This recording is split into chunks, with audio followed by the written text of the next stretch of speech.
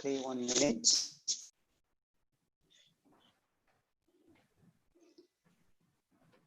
You can introduce yourself in the chat box.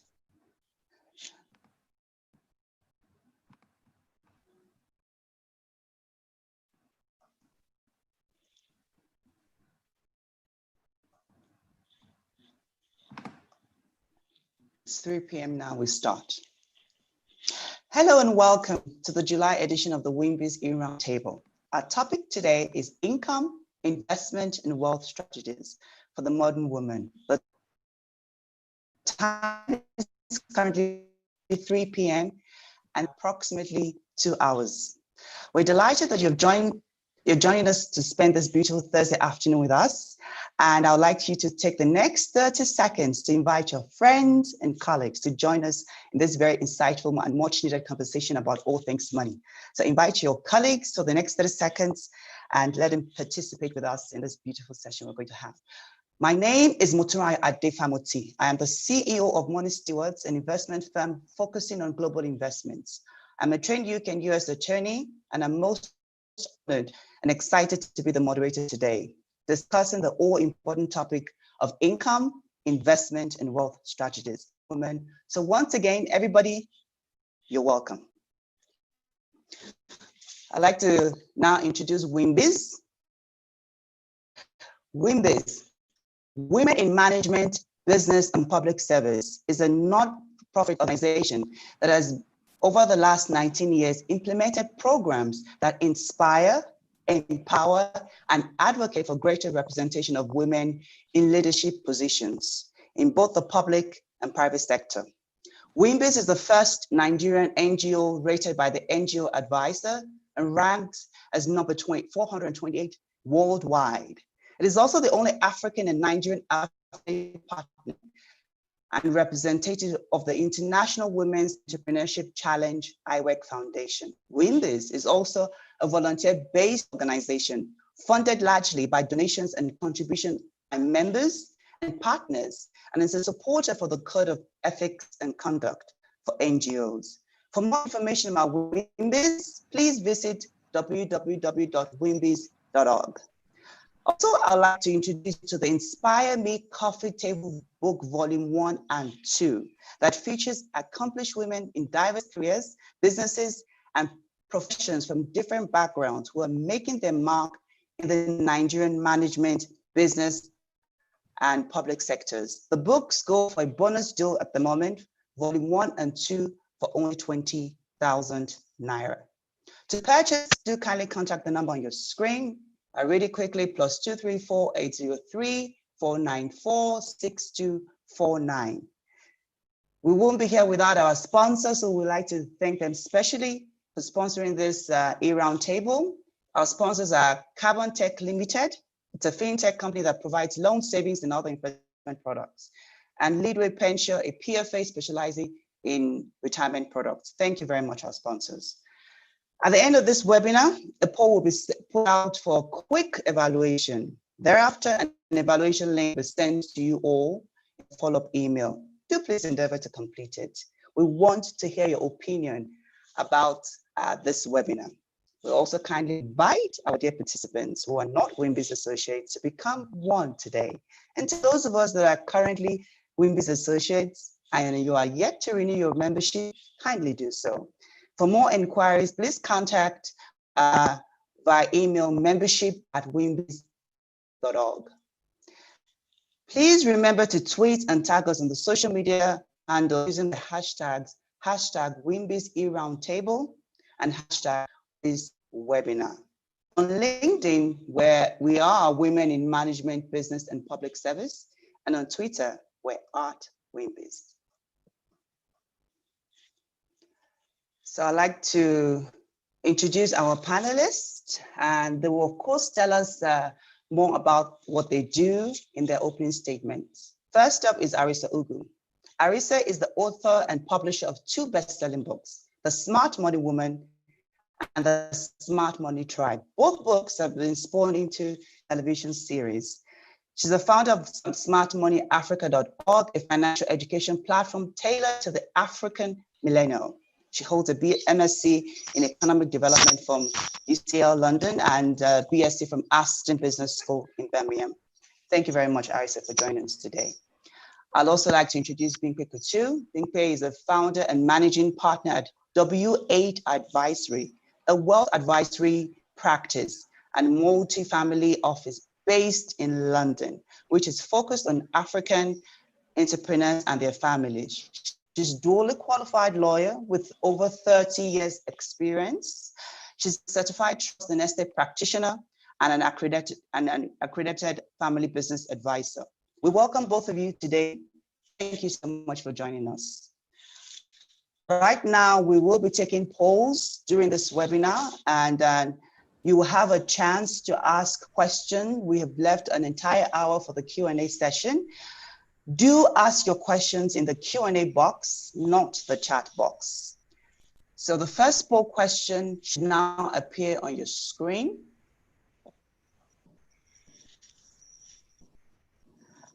Okay, so the first poll question is, do you currently have only one source of income? Yes or no? Which one of these is important to you when considering investing? Making a profit, investing in my next generation, ability to withdraw funds at a short notice, is my investment safe, and having enough to invest in the first place? We'll take about a minute or two, and I'll read out the polls at the end.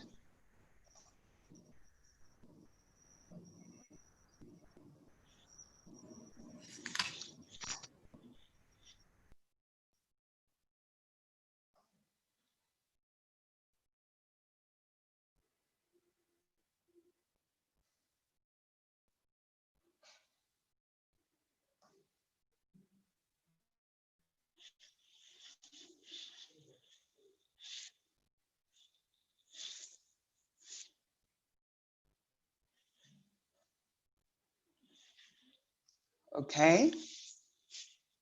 Do we have the results?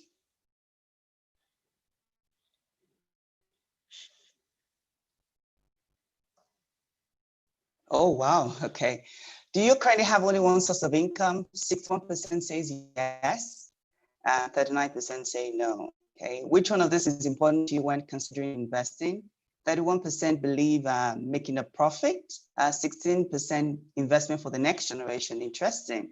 Ability to withdraw funds at the short notice is 4%. Okay. And is my investment safe? That's 35%. Having enough to invest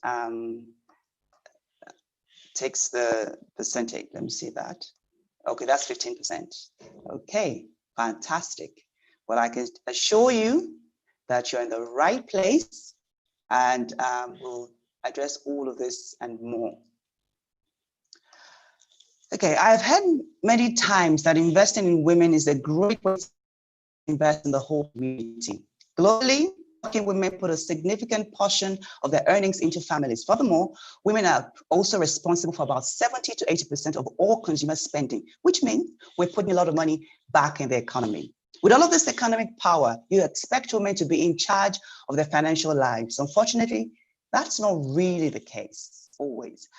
Research shows that women are much more likely than male counterparts to experience financial anxiety and feel stressed when discussing their finances. Women may not be taking full advantage of the investment opportunities at their disposal or potential to grow their assets. They're more likely to take a conservative approach. This may seem disappointing, but we can turn the tide through financial education, investment goal setting, and adequate planning. When I talk to women about their wealth strategies, I encourage them to think of it as a vehicle to realize their personal vision of success. Through intentional planning, you can garner financial freedom to pursue your dreams, bring stability to your life and the lives of the loved ones around you. Handle your inevitable obstacles life throws in your path and contribute to the causes that are close to your heart. I personally believe that the rapid rise in women's financial power is yet to be fully appreciated. Simply put, women, yes, we can. I look forward to engaging our speakers, Arisa and Bimpe, and coming up with strategies that can help us build, grow, and sustain wealth. We would now like to invite our panelists to share their perspectives on how to invest, what to invest in, what to ensure your investment, how to ensure your investments are diverse and safe, and what to be engaged in at this time. Let me first invite Arisa to comment on strategies and hidden opportunities focused on millennials and beginners. Arisa, thank you.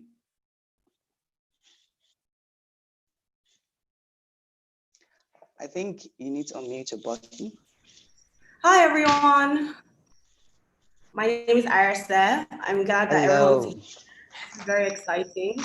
I love opportunities where I get to commune with women and talk about money, because my own smart money journey did not start from a place of perfection. So it's not like I knew everything. So I decided I wanted to start writing books about money. It came from my own personal struggles and the strategies that I had to employ to become more financially literate. So I've shared this in my books. So I had my first aha moment with money when I was 27 years old and my marriage fell apart and I had a 1-year-old child and I basically had to start my life again. And I had to pay 2 years rent upfront, buy new furniture, pay a service charge, and it was super expensive. And I began to think, wow, Arisa, you work in financial services. You don't have the excuse of saying that you are a low-income earner. So how come you don't have enough for this big emergency? And I realized that I was saving to spend as opposed to saving to build, right? Because in Africa, they don't really teach us about how to keep and grow our money. The focus is always on earning. So we're not taught in any formal framework, how to manage our personal finances. So in terms of strategies that I think that young people should employ, it all starts with understanding that financial freedom is about growing your net worth, right? And your ability to grow your net worth. So your net worth is your assets minus your liabilities. And I always start with this because I feel like we haven't been taught. We haven't been taught. So the focus is on earning. So when we see money in our bank accounts, we allocate it to spending immediately, and we're not thinking about investing and saving and growing that money. The money in our bank accounts translates to how much we can afford to spend right now. And that shouldn't be the case. We need to get to a point where we're consistently building assets and finding a balance between living the lifestyle that we want to live, but also growing our assets. One of the things that I think that women should be thinking about now, especially if you're a young person, is how to build your investment portfolio and basically like come up with your own personal investment strategy for asset allocation. And to do this, you need to know what your financial goals are. You need to know what you need to understand the different asset classes and the risks involved with them. So for example, if you are investing because you want to be able to pay your rent next year, right? You can't put it in the stock market because it's volatile in nature. Stocks are volatile in nature and they'll go up, they'll go down, and you can lose part of your capital in the meantime. However, in the long run, they give you the best return for your money compared to other asset classes, but it's also risky, right? So understanding what your own investment strategy is so that you're not pulled in different directions is very key. Understanding the different asset classes and what the risks allocated to them are so that you're not pulled into things like MMM and Ponzi schemes. I love real estate as well. I'm sure Motunrayo would, agree that this is another asset class that, more women should take advantage of. Looking for opportunities where you can buy low and sell high. Looking for opportunities where other people are running away from. So now everybody thinks, especially young people, the young people that I speak to, talk about real estate, when they hear real estate, they think, oh my God, but I don't have enough money to invest in a property in Ikoyi or Banana. But we don't always have to start from that place. We can start by thinking about where the growth areas are in, say, Lagos or wherever it is that you live, the places that that are coming up, and that you can benefit from capital appreciation over a period of time. So yeah, I think I'll leave it there first. Right. Hello, everyone. Good afternoon. Thank you so much, Arisa. You've already talked a lot, and we're going to unpack. Okay. Good afternoon. Thank you very much. Good afternoon. Thank you. Hello, can you hear me? I can hear you perfectly. Okay, fantastic. So yes, we would like to take your own opening statement as well. Thank you. Right. Good afternoon, everyone. I have to say, first of all, that my entry into this space has come about a bit later in life. I'm not a finance expert. I didn't train in financial services. I'm a lawyer, but I guess I've wandered into the wealth management space, and therefore it's enabled me to, I would say, follow a passion that I've always had around the topic of investing and creating and preserving wealth. Now, on the background of that, what I'd like to start with before jumping straight into investing is let's just stop and think about our finances. I think at the moment, during lockdown, most of us have been working from home, we're working less, businesses are shut down. It's given us, I think, a couple of, I would say, ideas. First of all, I think many people are probably anxious about the future, even their financial future, because if you run a business that's been impacted by the lockdown, it means that your ability to generate income and revenue is restricted. But also, even if you're not an entrepreneur and you're working for someone, you're either being faced with taking a pay cut. You may, as in the UK, even be on furlough, which means your job has been frozen and you're taking a much reduced salary. All of that, I think, would lead me to start off from, before you start investing, I think it's time to do what I call a financial detox. I would really, I think, urge everyone, and I think most people are probably doing this, to step back and assess your current cash situation. Investing obviously is something, and saving is something I think we're all going to talk about a lot today. But I think before we even start that, you want to actually review your financial, look at your bank statement, look at what your current position is. I mean, in the UK, apparently, some statistics came out recently that literally over 11 million households in this country have less than £100 savings, which means when a pandemic, when a crisis happens, how many of us have any kind of buffer? How many of us have any rainy day money set aside? And that's, if we don't have, we need to start thinking about that, because this is a crisis that we don't even know how long it's going to go on for. Rainy days usually means, you know, maybe an accident or a funeral, something you weren't expecting, but this is much more than that. So what I would want to start with is, let's do a financial detox. Let's stop. Let's look at our cash situation. Let's look at our bank statements, go through line by line. Let's look at the spending pattern. And actually, let's actually really be honest about what we need and what we don't need, because it's only by doing that you're going to find the surplus that you need to invest. So having done all of that, I hope, you know, if you haven't done that, if you have done it and find that you don't have any savings, don't panic. You still have time. It's never too late to start saving, and there's never an amount that's too small. But I would really say, let's start looking at our finances. Each of us, you know, there's no one size fits all.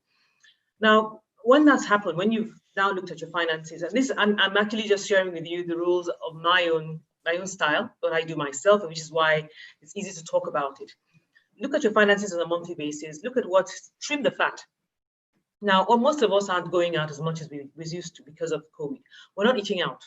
We're probably not shopping, maybe shopping online, but there's a limit to what you can buy online because you want to try those shoes on and all of that. So there is now the opportunity to actually trim back what you're spending and actually decide that you want to invest.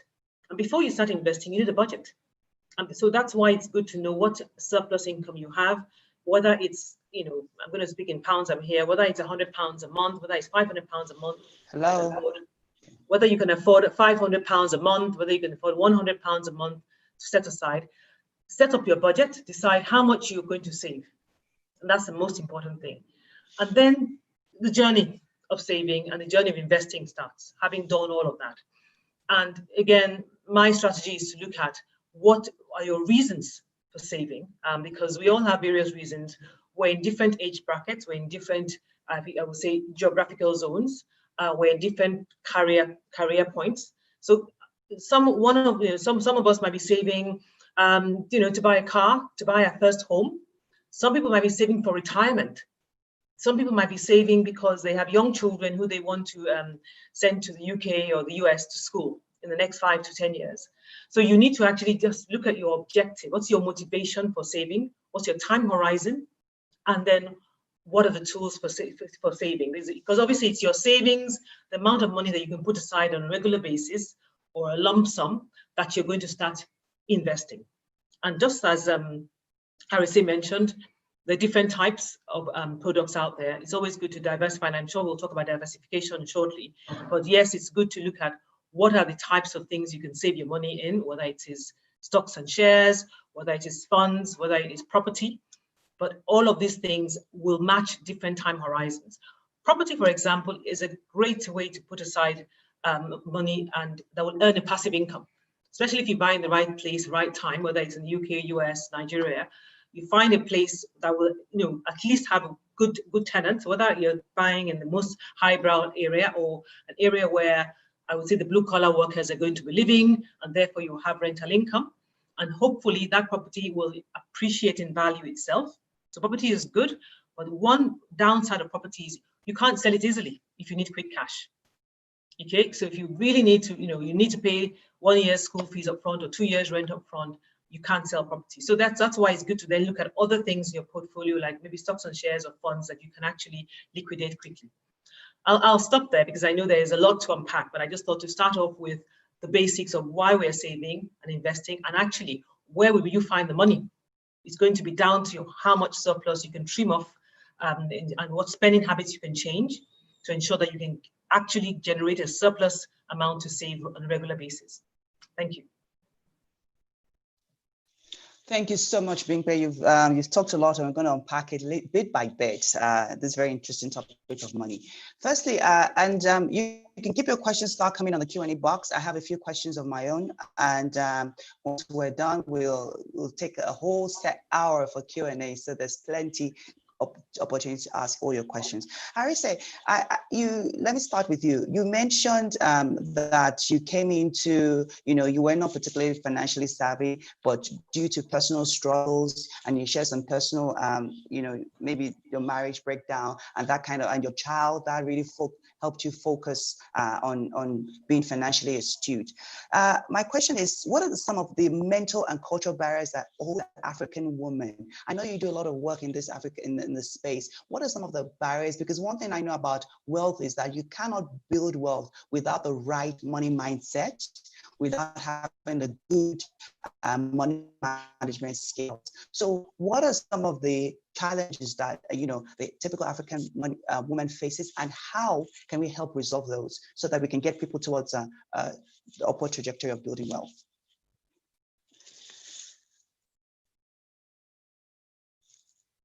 You're on mute.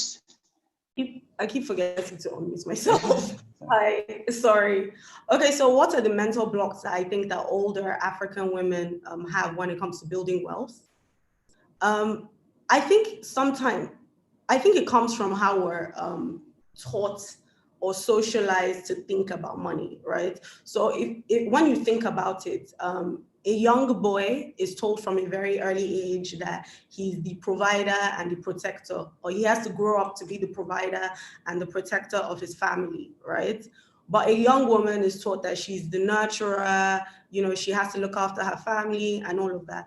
And I feel like this subconsciously affects the way that we think about money as African women, because even when we start earning more money, we tend to do what I spoke about earlier, which is saving to spend as opposed to saving to build. I personally believe that African women are really good savers. We're excellent savers. Our mothers know taught us how to sacrifice, how to, set something aside, after you've paid your bills and everything. But I feel like what they didn't really focus on, especially when it comes to women, is building, right? So I'm from Benin, right? And there are a lot of matriarchs in Benin. So my grandmother, for example, she used to sell lace. She used to do a logistics business. She was very, savvy when it came to building her wealth and building her multiple streams of income in Benin, right? She was ready to do things to make money. But at the end of every month, there'll be family members. My mother is sick. Oh, my uncle died. Oh, please, can you help me pay my child's school fees? And I feel like when you think about it, African women have always known how to hustle. But like my grandmother, like myself, we save to spend. So at the end of the day, you become a revolving door for your money. You're looking after everybody, but you're not paying attention to your financial future. You're not building assets that protect you in the future. And then when you look at a lot of the women from that generation, there's a huge chunk of them that they've been doing business for years. They were known, they had brands, they were successful. But at the end of their lives, when they're supposed to be retiring, there are no assets to show for it, right? So there are no assets that give them enough passive income to look after them, even if they've worked really hard. So I think we really need to look at that. Men are more likely to take risks, take advantage of opportunities, go for it, because they have it in their mind like, I have a family to look after. I have kids, so many people are depending on me. So they're more likely to take more risks. I want to encourage African women to be more self-aware, to understand, to find that balance between, okay, I want to look nice, but it is also important that I systematically build my wealth by taking a proportion of my income every month before I even pay my bills towards building assets that can protect them in the future. Because like my grandmother, you get to a point where you can never work and hustle as hard as you once used to. And you have to ask yourself, when you get to that age, are you going to have enough to be financially independent? Or are you going to become a liability to your children? So I think we have different mindsets when it comes to building wealth. I think that the saving to spend thing is definitely a mindset limitation. I think that we take less risks. Women are more, even when they start investing, they're very skittish about risk, right? They're very, oh my God, I don't want to put my money in something that's going to wipe it out. But when you take a risk, you're betting on a future outcome, right? And sometimes you win, sometimes you lose. But if we don't take risks, we can't really, get the big payoffs that we're looking for. So it has to be, we have to focus on, balancing it out, having a diversified portfolio where you are invested in different asset classes. And so that when you've invested, let's say you have, fixed income, you have, a savings account, you start investing in stocks, then you can start saying, okay, I want to start taking more risks with my portfolio because I have this cushion to depend on. But it's important for it to be diversified. Thank you so much, Arisa. Just to unpack it one more time before I move on to Bingpay. Investment is daunting to a lot of people. They're saying they can't, you said something about save. But the truth of the matter is when it comes to investing, a lot of people are saying, look, I'm barely making ends meet. How do I begin to think of investing? I'm a young girl. I'm a young woman. I still have 50, 70 years ahead of me. I'll deal with all those eventualities later on. How do we convince them and, break down those walls to let them begin to think that, look, you can start saving little at a time. small by small. How do we really, what advice can we have for people like that, please? And this is for Arise. I will come back to being paid for this. I get this question a lot. People are always like, well, I don't have enough, to save and invest. Like I can barely pay my bills and all of that. And that's fair. We're all in these boats, right? Nobody wants to set aside one amount, a chunk of their money. That's just reality, right? But, I also don't feel like showering sometimes, but I have to, right? With investing, it is so that tomorrow can be better than today, right? So if I make 100,000 naira, the way that I do it is I would put 20% of that money aside towards my financial future, right? And pretend that I earned 80,000 naira. Again, it's a mindset thing. And then you remind yourself that there are people who earn 80,000 naira and somehow they're able to pay their rent, send their children to school, live their lives, right? So what do people who earn 80,000 naira do with their money? Go and find out, right?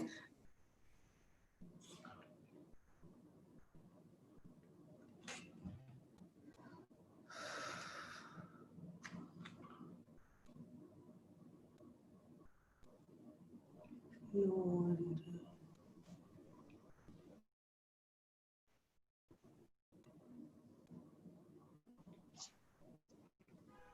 Am I back on?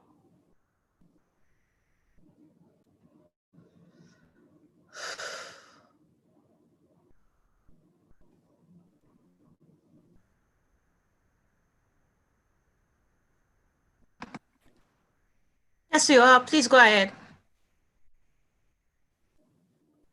Hi. Oh, so it's not my internet. my my bad. I thought it was my internet. What was I trying to say?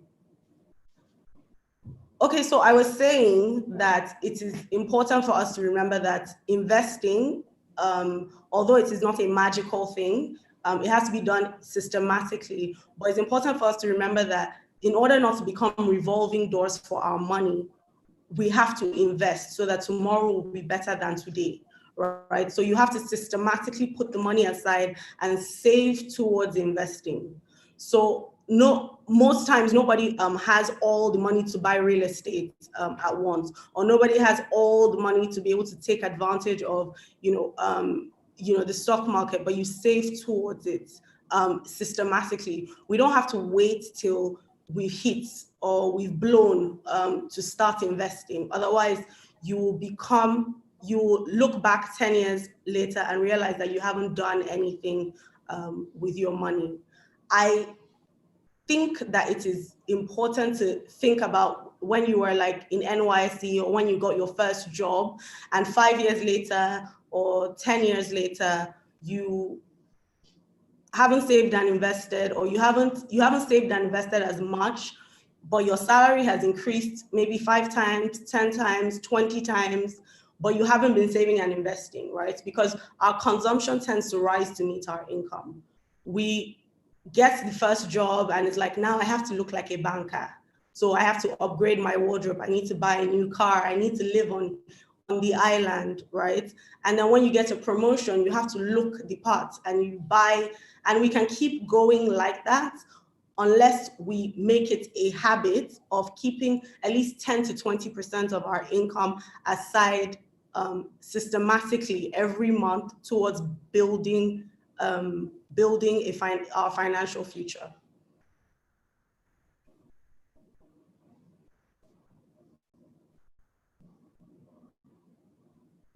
Since Motunrayo is not here, you know what's happened, Daniel? Do you want to continue? I can continue. Yes, Happily. Mrs. Is that all right? Yes, please. Okay, great. So I think just again on the same theme about sort of saving or investing. I think saving, really, when we look at money, I think, what do we want in life? Do you want to control money, or do you want our money to control us? And that's the most important question. So if you look at money as a means to an end, your money, you shouldn't be working for your money. Your money should work for you. And if that is your, I would say, your rule, then Money is what you use to gain financial freedom. Money is what you use to gain financial security, to provide for yourself, for your children, to have, the little luxuries, the big luxuries, to retire well, to be retired in a way that you can. I'm, of the older generation. That's why I'm speaking retirement, and I'm sure the audience is of a very diverse age group. But in retirement, when retirement basically means a time when we stop working as much as we used to. And some people stop working entirely. Some people will stop working for a little bit, or go part-time, or just have some board positions. But you want to be able to have the same level of income to keep yourself in the same lifestyle. If you were traveling twice a year on holiday, and you were going to a spa once a month, and you were doing your nails and doing your hair, and buying yourself or your family nice Christmas presents when you were working.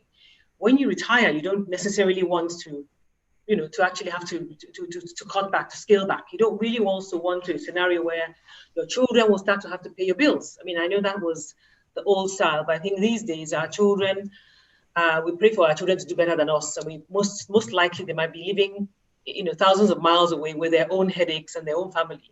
And so literally, you really should be looking at retirement as a time when you can kick back and enjoy the fruits of your labor.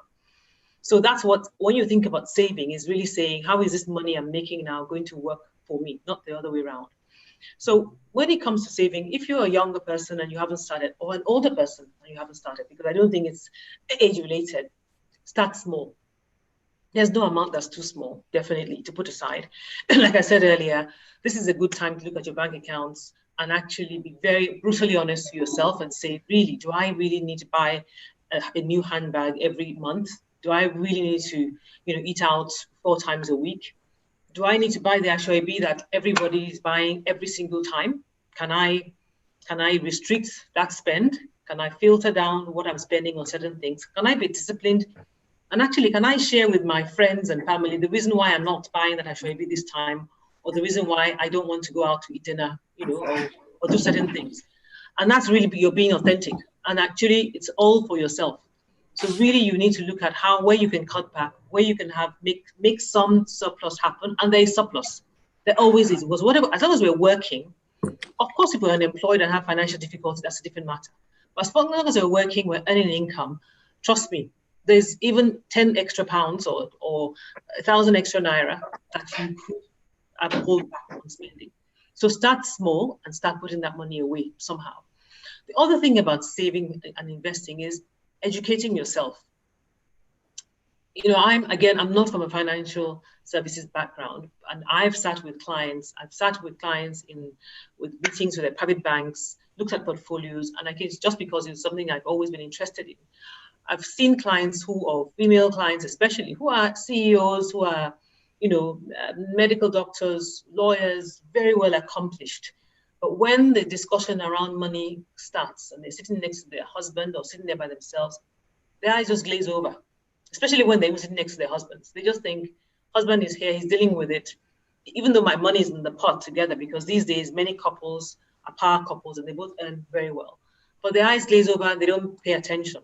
And therein lies a problem. So to be honest, you need to educate yourself. You need to understand where your money is being invested. Whether it is 1,000 naira or 100 million naira, you need to understand that product, why it's being invested there. So whoever your financial services advisor is, or your bank, or whoever you're talking to, don't follow the herd. Don't be copycat. Don't say, because my friend bought mutual funds or Eurobonds, and these words are all, I would say, bandied around, and people just jump on the bandwagon without understanding whether there's a right fit. Even if you have the money to buy those Eurobonds, is it the right fit for you? Does it meet your risk appetite? Because when we talk about investing, 3 important things you should think about. First of all, the money you're putting away, the money you're investing, must be money that you don't need immediately.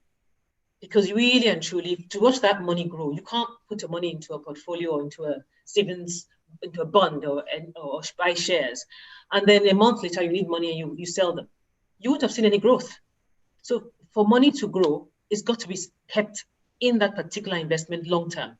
Same with the house or flat or whatever you invested in. So any money you're investing, rule one, it must be money you don't need immediately. Rule two, you must know why you're putting it in that particular product. Why is it property? Sometimes property is also because I live in the UK and I see many families who buy property here for two reasons.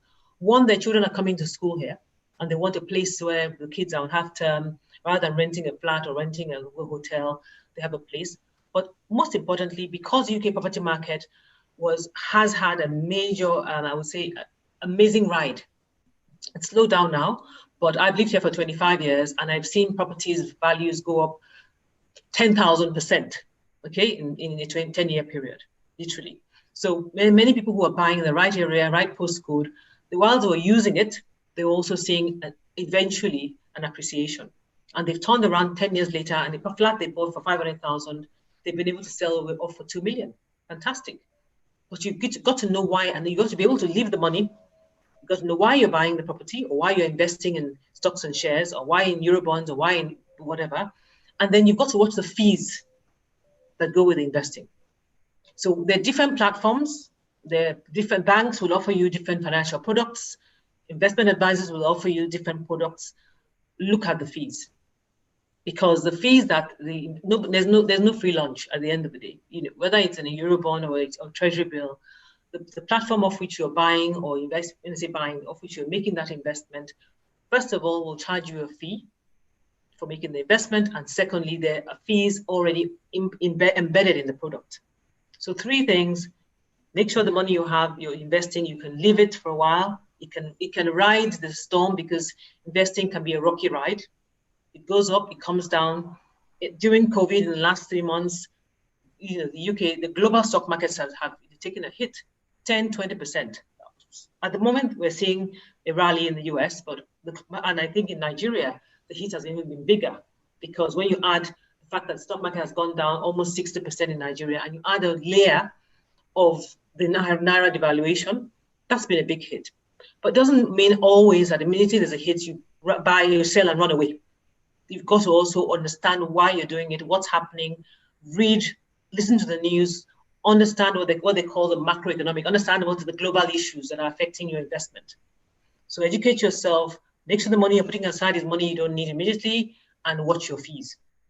And those are three things I'd like to just stop with to help everyone absorb that. But that's a lesson that applies whether you're saving and investing for the short term or for the long term.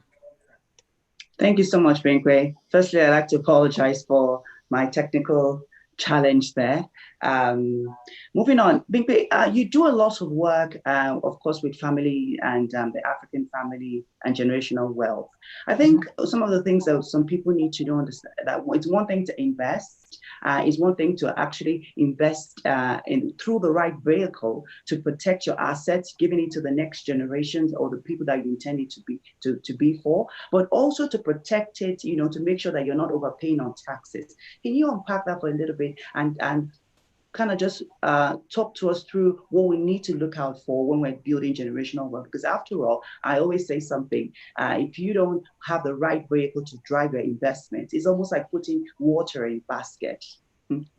That's true, actually. And so yes, you know, when I say I'm a wealth manager, and I say to clients, or people say wealth means I must have millions. First of all, like I said, it's, you know, from little drops of water, you know. So the families now who perhaps their father or grandfather started a business, you know, maybe something quite simple but has grown, because obviously Nigeria, for example, or other parts of the continent, you know, where we have the sheer volumes of people. So if you're selling or creating something that everyone wants, chances are you will make money from it.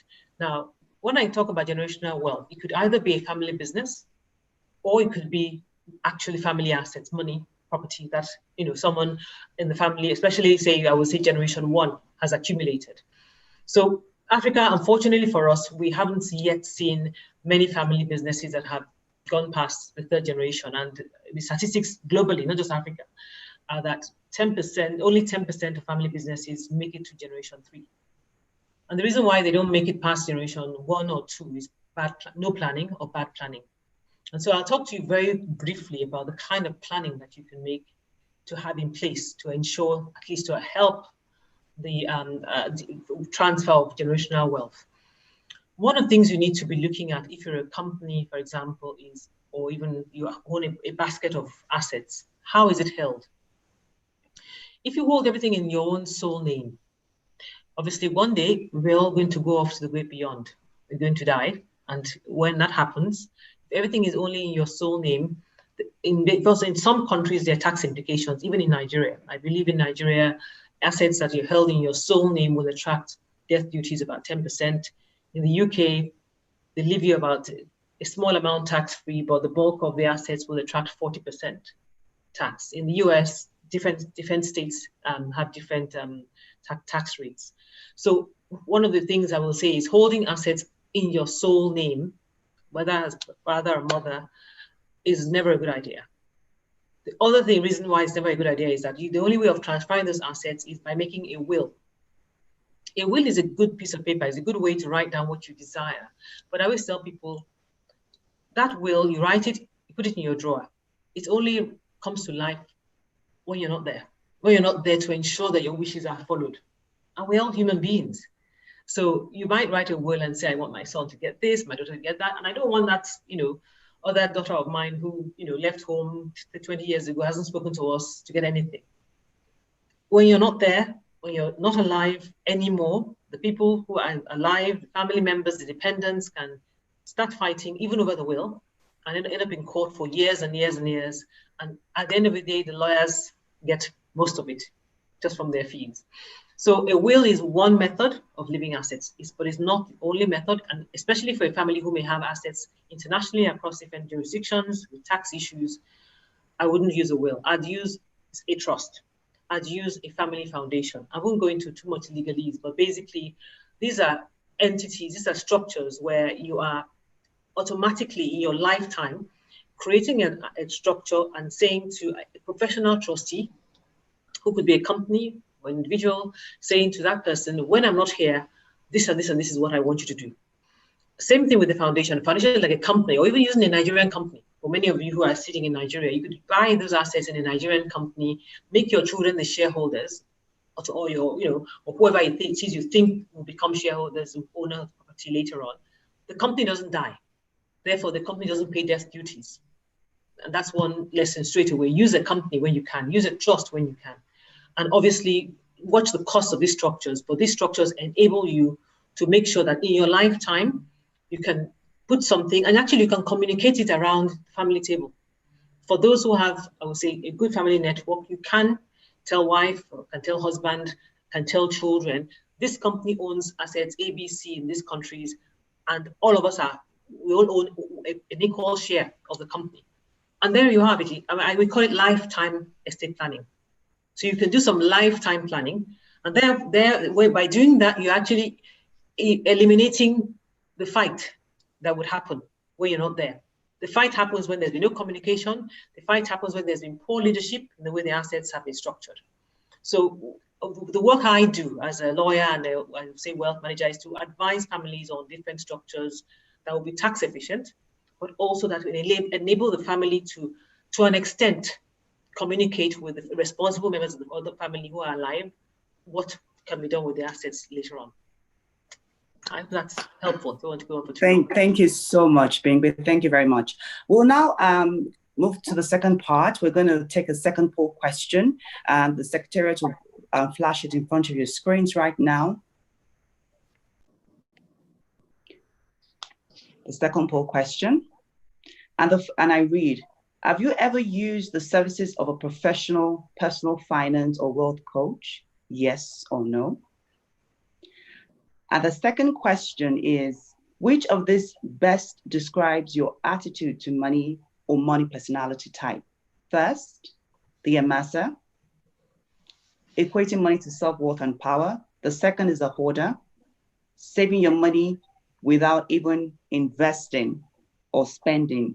The third is the spender, buying and spending for pleasure, maybe in debt. The fourth is the money monk. Money is the root of all evil. And the fifth is the avoider, having no idea what's happening to your money. I'm going to take about a minute to answer that.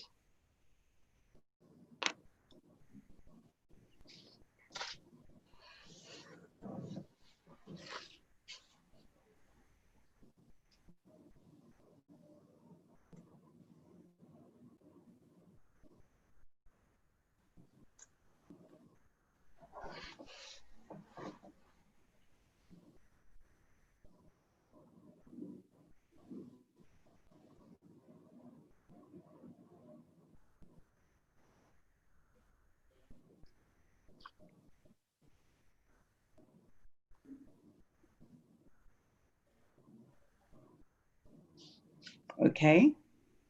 Think that we're going to collect the results now and I'll read it through.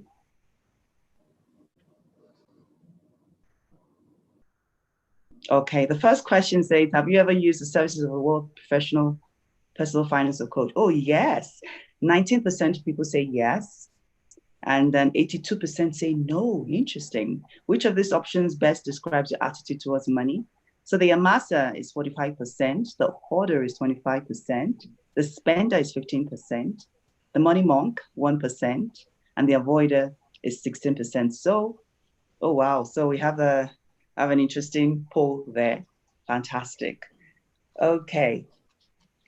Thank you so much for taking part in the poll again. Once again, we'd like to thank our sponsors, Leadway Pensure and Carbon Tech Limited. We'll have a 30-second video so from one of our sponsors, Carbon Tech. Please enjoy.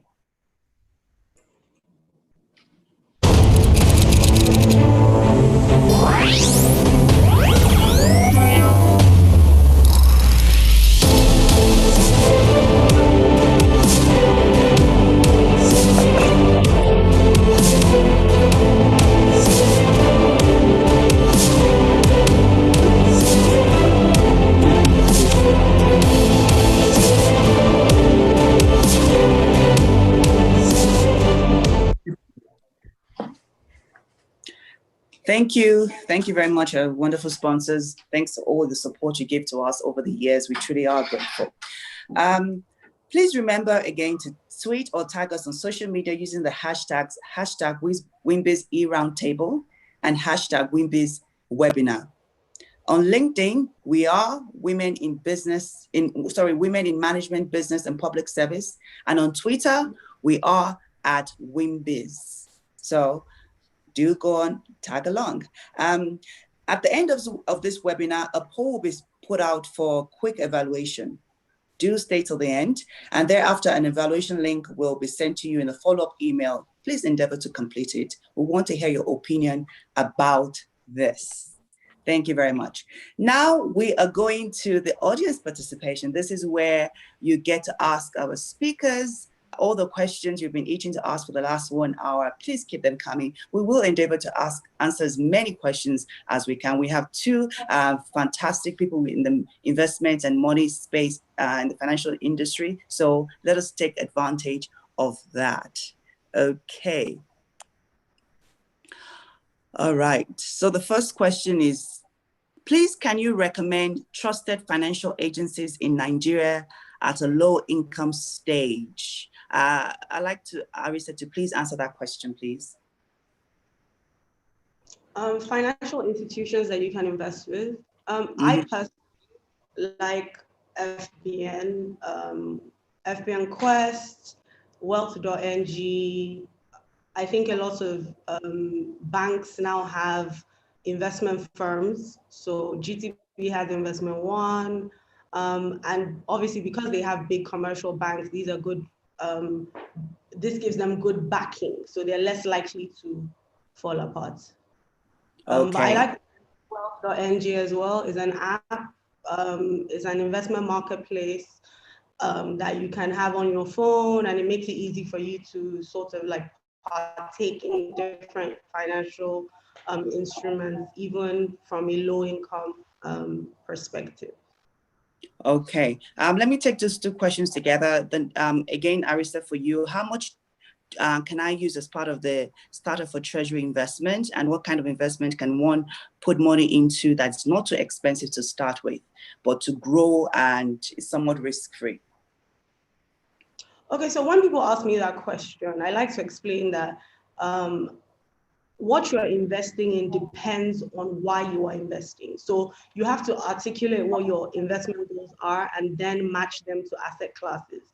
And obviously, before you start investing, you need to speak to an investment advisor so that you can talk to them about what your financial obligations are, what your investment goals are, and they can help you match your asset classes. You talk to them about your risk profile. So for example, if you say, what can I invest in to grow my money? You could be investing, like I mentioned before, for your rent, or to buy a car by a certain time.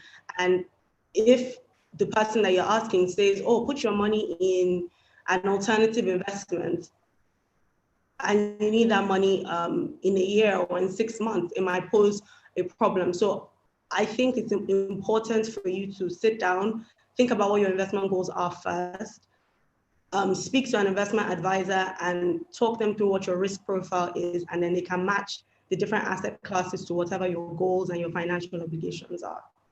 All right, thank you very much. Bingpe, I'm one of the people that believe in diversifying your investments, and I believe that diversification is not just being local or having a local mentality in your investments. So most people tend to just invest in the country or they are in all their lives. But we have to also understand that with what is going on in some African countries, you know, like Kenya, like Nigeria, our currency has been devalued over the years. And what that means is that when you put your money in a local investment, and maybe that particular income is supposed to be for your children that want to study outside the country, sometimes it doesn't quite work out how you planned. Now, tell us, somebody who is, you know, understands investment in the global market, somewhere like in the UK and in this environment, and what kind of assets should one look into investing in the UK? And how about, is access a major problem? Is it a major hindrance? Could you talk on that, please? Right, thanks. So I think it's, like you rightly pointed out, it's probably a good idea to have a diversified portfolio. Basically, it means don't put all your eggs in one basket, geographically as well as asset class. So when we talk about geographically, of course, it's good whether you live in Ghana, Nigeria, Kenya. We all need to invest in our home countries, not just from a nationalistic point of view, but because we have expenses, local expenses in local currency. So it's good to have, say, investment in stocks and shares in the local currency, because dividend payments will be in local currency, which, if you're invested in the right companies, and even though the Nigerian stock market has taken a beating, there are still some companies doing pretty well and holding their own and still paying out very good dividends. So it's worthwhile still keeping some part of your investment pot in your home country. Now, diversification is also important geographically, because as Africans, we're international, we travel, and like you said, we actually also educate our children abroad. So let's look outside, outside your country. And I'm based in the UK, and here we have the different styles. So whenever you look at your investing, if you're in the UK, and I'm sure the US has something similar, you always look at the first and foremost, the tax efficient investment. So there's something called an ISA, which is basically, an ISA is a pot of shares. So even just to rewind, you can either be investing in the shares in a particular company, like buying Apple stock or buying stock in Amazon or in Zoom. And that's what some people do if you have enough, a lot of money. The problem with only buying directly in a company is if that company's fortunes fail and something happens, all the money you put in will go at the same time. So it's always a good idea to look at investing in what they call funds. And a fund really is where a fund manager has put a selection of different types of shares from different sectors, even gold, oil and gas, financial services, into a fund. And in the UK, we have the FTSE 100, which is a fund of 100 companies which are quoted, publicly quoted companies.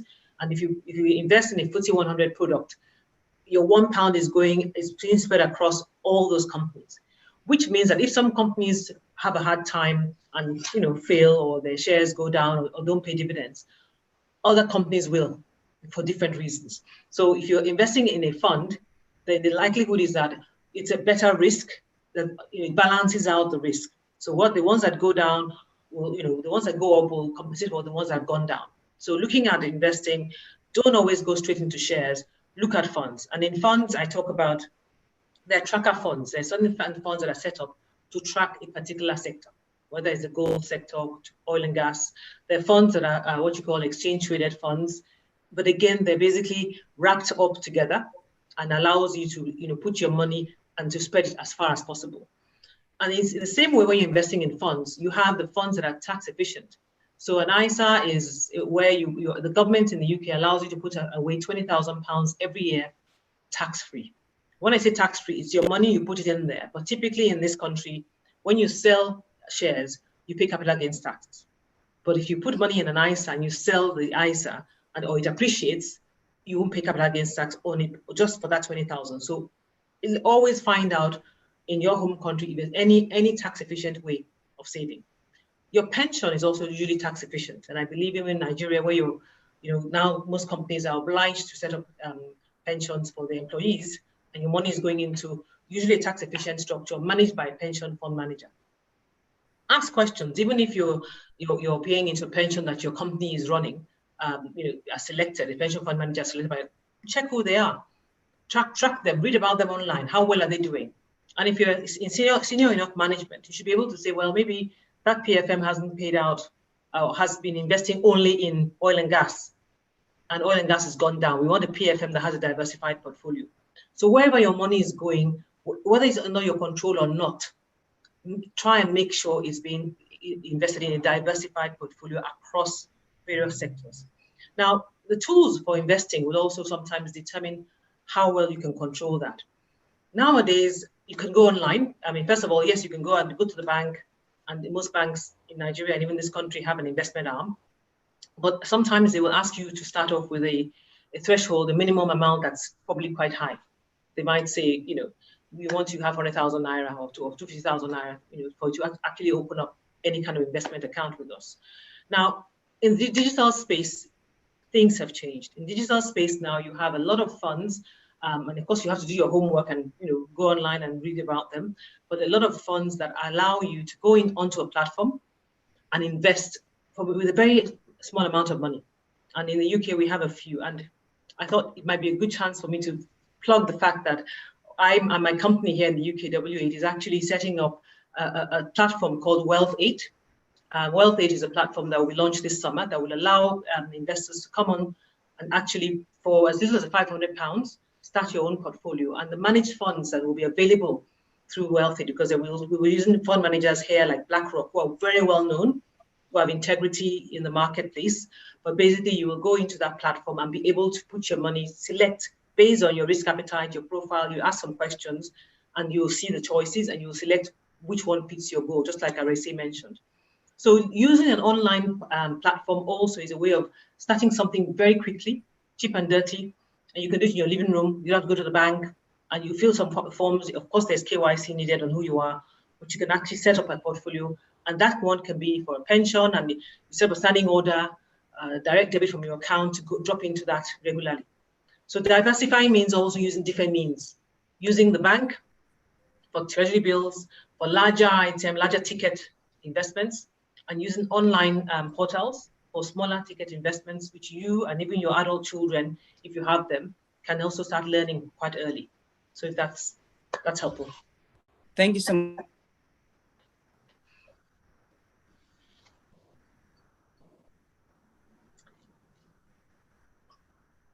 I think he's frozen. Hello? Hello, yes, thank you. I think the video froze. Can you hear me? Hello, yes. Okay. Hello, can you hear me? Yes, we can. Okay, fantastic. Okay.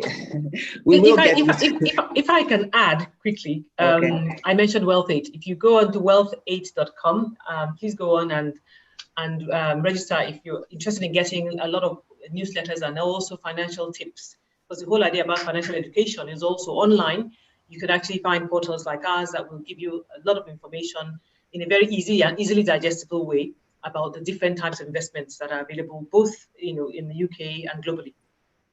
Yes, I was going to allude to that actually, because I do know that in Nigeria right now, just to explain this properly to our audience, we believe that, diversification is not just investing in the stock market in your local country, also invest in the global market, invest in the stock market in Europe, invest in emerging markets in countries like China, in frontier markets, and also on the global market in the US, which has one of the biggest global markets in the world. So in Nigeria right now, I know that there's some companies that you can easily register with them and transfer Naira and begin to trade on foreign foreign stocks and even mutual funds. And Bigbe I know that you also have your platform that the great thing about your platform is also you give advice, because a lot of people I talk to, they say, I don't understand what you mean by all the stocks, all those mutual funds, what are ETFs, what are commodities. It's also daunting. And that alone doesn't encourage them to invest. And we're telling people to go ahead and keep investing and stay invested. All right. So how can we just very quickly simplify all of this process for them? Is there a one-stop shop, or is there a couple of places they need to go to, or a couple of things they need to be aware of very quickly? Thank you, Big Ben. Like I said, you find these days we're all living our lives online, so there's quite a bit of information that you can find.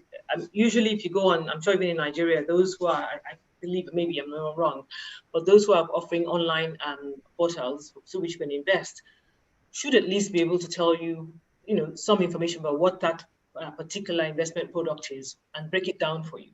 So that's one way. The portal that you're using, if it doesn't have some financial literacy or education part of it, even to also at the most sophisticated, you still need some information. If it doesn't, then I would say maybe it might not be the right one for you. But also, again, just read the press. Whether you're reading Business Day or the Financial Times and understanding what's happening in the world around you. It's important as adults for us to keep abreast of the news. I mean, the other day in the FT, there was an article that about the 100 companies globally that have done well in COVID. You need to know. Yes, because if you're thinking of investing in stocks and shares, don't just think, oh, Apple, everybody carries a mobile phone. What's happened to Apple post-COVID? I mean, Apple has done well, funny enough, because we're all living lives on the phone more. So you don't realize that your everyday life actually feeds into the way the stock market is performing. So Zoom has done very well. Amazon has done amazingly well because we're all going online to shop. So the businesses Facebook that has done well. But the travel industry, if anybody is thinking of buying shares in British Airways or Air France or Kenya Airways or Virgin, or has shares in those companies have taken a beating.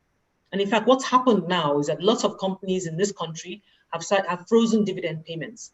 The banks are not paying dividends because they are suffering.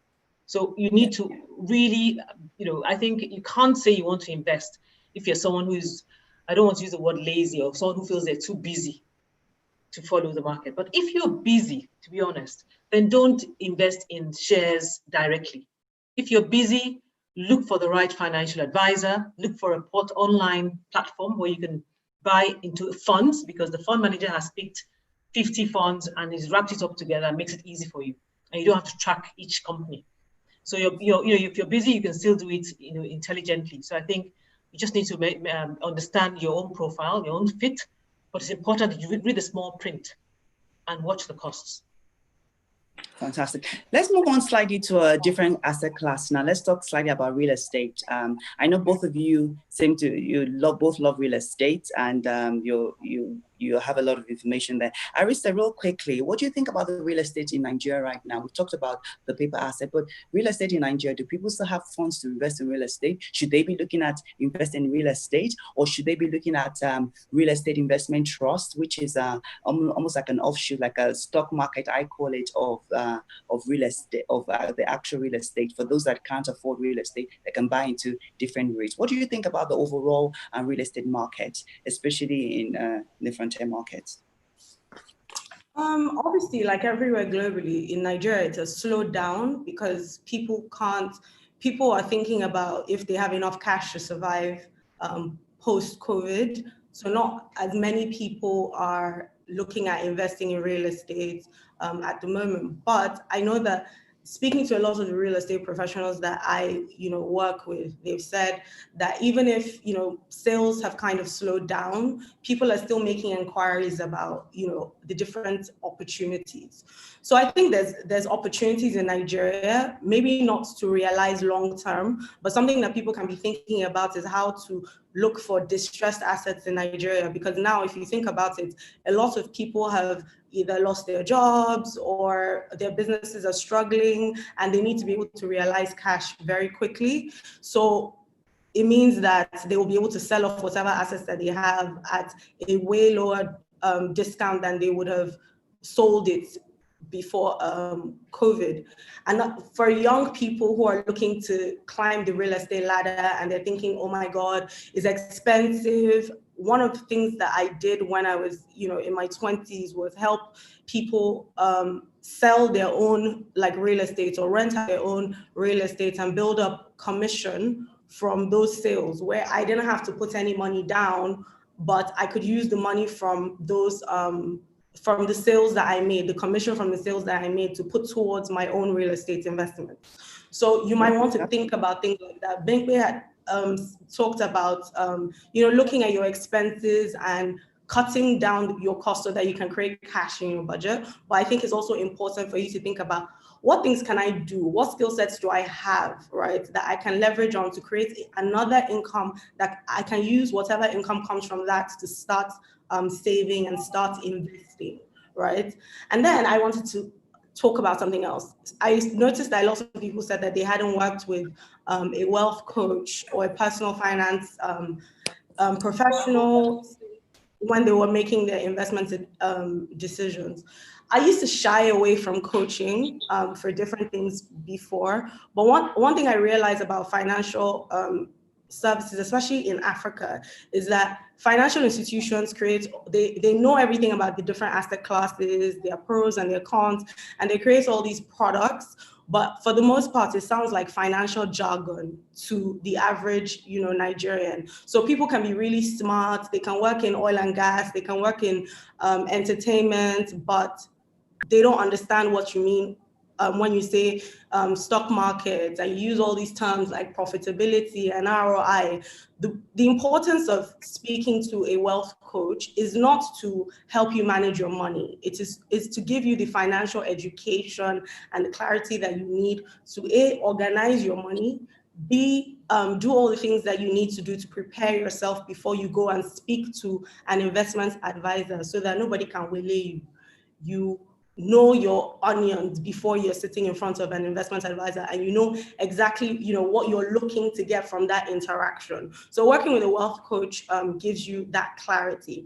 And I'm doing a challenge, a smart money 30-day challenge. So for those of you who have said that you don't really understand the financial jargon, I'm sending financial tasks, one financial task to your email every day that basically breaks down the concept of money and helps us to basically fix our finances or organize our finances. You'll get small money toolkits that help you with budgeting, debt repayment, and all of that. So yeah, if you're interested, thank you so much. Instagram. Thank you so much, Arise. You mentioned something, distressed. Before I unpack that real quickly, I'd just like to recap quickly some of what our speakers have said. So what we're saying here is that we are encouraging you to invest and stay invest. And we also reminding you that investment doesn't have to be daunting. The information all over the place. Bigby mentioned that most banks, they have an investment arm. You can give them a call. You can walk into any of those investment arms of the banks and talk to their asset management. Explain to them that you like to invest in alternative investment. They have mutual funds. They have local stocks, and so on. So that's one way to start to invest. Another way is that there are quite a few platforms in Nigeria right now. Without particularly recommending any, I know of Invest Bamboo, Invest, I know of, I think, Trove. Some of them, and they're a lot more if you do your research. Those ones, they allow you access stocks on the global market. So buying those stocks on the local market and also buying stocks on the global market, it protects your investments against inflation. It protects your investments against currency depreciation, because now you're having best of both worlds. All right. And then one of the other things that Bingpe also said is that she has a platform, Wealth 8, a platform that gives you a lot of information, especially about mutual funds, and taking you, literally hand-holding you. And they also have speakers that they engage on a weekly basis to break down concepts for you. Arisa also has a 30-day challenge she's going through, and also join all those platforms. There's so much information out there. There's absolutely no excuse why we cannot invest and stay invested. Now, Arisa last mentioned distress sales. Now we're in real estate. Moving on to real estate now. Distress sales definitely is something you should be looking at this moment. With what has happened post-COVID, realtors out there, property companies, developers out there, they're looking to sell their property. So this is a time for you to negotiate. Don't be in a hurry. Make sure you do all your due diligence before you go into a property. I also, I focus on distress sales in the United States. Okay, so I focus on foreclosures, and you'll be shocked how much you can get. You can have more properties for as low as $10,000, $20,000, of course, with terms and conditions, but there are tons of opportunities out there. So just quickly to Bingpe, what is the real estate market in UK like? Can foreigners buy properties? And also, somebody had the question for you. When you're done with the real estate question, also I want you to answer. Somebody's asking, can we have both a trust and a will? And you mentioned about buying through a company. Can you unpack that a little bit, please? Right. Okay. So in the UK, the property market has, been one of the, I would say, key pillars of the economy here. So I almost will tell you that the UK the property market has been one area where foreigners for a long time, up until recently, could keep the upside of their investment. So you bought a property here. If you bought it through a company that was not a UK company, like I said, companies don't die. On your death, there will be no inheritance tax levied on the property. An inheritance tax is a tax that's payable by the beneficiaries of the estate. So when you've left a property to your family and they want to take it over and inherit it, the government here in this country and most countries will say you must pay death duties. But if you bought it through a company, and this law changed a few years ago, you could actually avoid paying inheritance tax. If you're a foreigner, you didn't pay capital gains tax either. And in fact, also you didn't pay tax on the rental income. Unfortunately, that changed 2015, 2017. The UK government decided they wanted to make more money from the real estate market and not leave all the money in the hands of foreigners. So they removed all of those benefits I've just mentioned. But the property market is still a good place. So the point is, if you buy a property, whether you buy it in a company or not, tax will be levied on it on death. And it doesn't matter whether you used a company. The UK law now says the taxman can look beyond the company into the hands of the shareholders and levy tax on the shareholders of the company. And that changed in 2015. And that made property a bit less interesting. And same with capital gains tax. They changed the law and said from 2015 onwards, you had to pay capital gains tax when you sell the property. But like I said, the UK attracts foreigners for many reasons. Education is one. As we know, Nigerians are, I would say, a net exporter, an ex-user of UK education. And many families who bring their children here to school. When child 1 comes, then child 2, child 3, there's half term, the holidays don't match, mom is here or dad is here, a property makes sense. So property has always been something we love as Africans, and I think most people worldwide love to own real estate. And in this country, up until now, it's still appreciating. It's appreciating much slower than before. Brexit also put another layer of doubt on the market. So the market sort of really slowed down and cooled off. But if you're buying in what we call prime central London, which is really anywhere that's on the circle line or the tube map, chances are if you buy and you hold, the market will be good to you. Even during COVID, we're still seeing a heightened interest in property because the market here is driven not just by the British, it's driven by the Asians who come, the Middle Eastern, Saudi families, by the Chinese, the Singaporeans, everybody comes here and buys property, and therefore there's never enough. The UK is an island, don't forget. So there's a finite amount of land on which they can build houses. And London too has a limited amount of space, just like Lagos. And so property in London tends to appreciate. So it's a good buy. But I mean, at the moment, prices have slowed down. You're in a better place to negotiate than you would have been a few years ago. And so it's a good time to step your toe into the property market in the UK. Definitely. Okay, now, fantastic. The other question, just to quickly pick up the question. Okay. You can have a trust, you can have a will. You can have, I don't want to make it a legal class because you will all go to sleep. But you can have a trust in your will. A trust basically is something you use when the members of the family who are going to inherit the estate are minors. That's usually why a trust is recommended. So you have children who are less than 18 or 21.